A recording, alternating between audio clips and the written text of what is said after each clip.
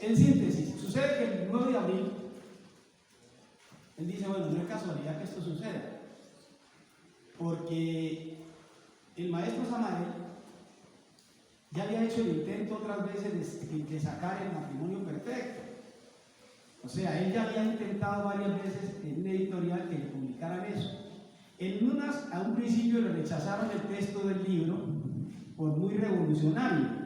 En esa época, como todos entendemos, o todos yo creo que entendemos eso, la Iglesia Católica era sumamente celosa, era sumamente fiscalizadora, o sea, tenía un control y un dominio sobre todo prácticamente, y todas las publicaciones que se hacían, la Iglesia tenía el poder de vetarlas o de dejarlas circular.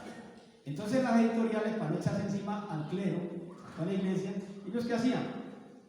Veían el libro que no cuadraba con el texto que llevaba, entonces no lo publicaban.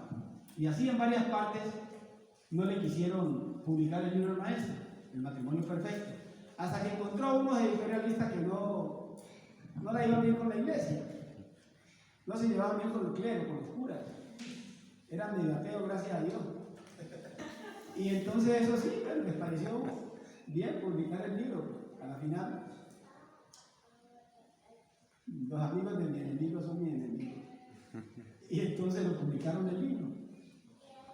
Pero eso no es como uno piensa, que lo llevó ayer y lo sacó. En ese tiempo que esto era muy lento, el proceso de la impresión y todo aquello. El maestro dice que llevó ese libro en el mes de, más o menos en el mes de septiembre, octubre del año anterior, a la editorial, para que lo sacaran.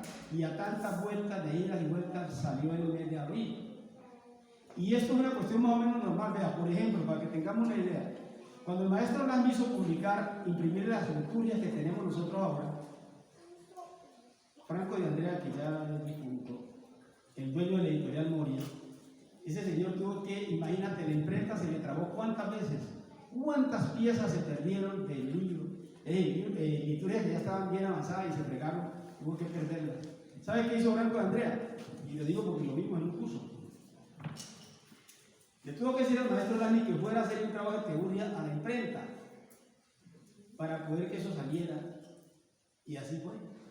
Después de meses, el maestro quedó de sacar la imprensa, la liturgia tal día, no se pudo, otra fecha, no se pudo, varias veces se falló.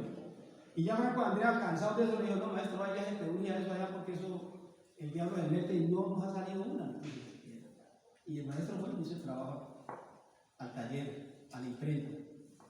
Así que estamos hablando del año 48, que era todo muy lento, y el libro se demoró mucho en salir.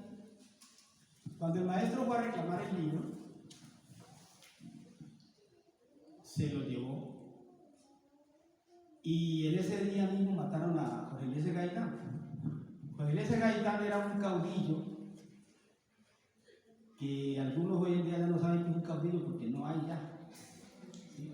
Un caudillo era un personaje, ya eso es parte de la historia sagrada. Un caudillo era una persona, un hombre, una mujer, que tenía mucho poder en la palabra y que arrasaba multitudes con eso.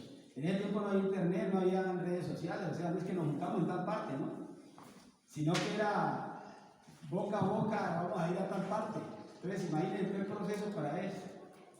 Sin embargo, Jorge Eliezer Gaitán era un hombre que, para empezar, era hijo de una lavandera, una mujer muy humilde, y esa mujer lavando ropa le pudo dar estudio a ese hijo único, y ese señor se convirtió en el mejor abogado penalista del país, una eminencia de abogado, el hombre. Obviamente, como tenía un buen verbo, pues se metió a la política y fue senador de la República varias veces, muy joven. Muy joven fue senador varias veces. En ese tiempo el Senado era prohibido para los pobres. Solamente entraban los apellidos ilustres y la gente que tenía mucho dinero.